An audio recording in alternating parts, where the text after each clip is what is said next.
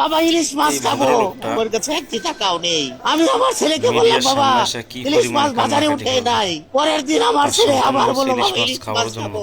একটি পাঙ্কাশ মাছ কিন্তু সে এনে ইলিশ দিয়েছি মাছ আমার কিনতে ছেলেকে। পারে না, তার কাছে সেই পরিমাণ টাকা নাই। এই ভদ্রলোকটা বলতেছে যে আমি ফাঙ্গাস মাছ কিনে ইলিশ মাছের স্বাদ মিটাবো।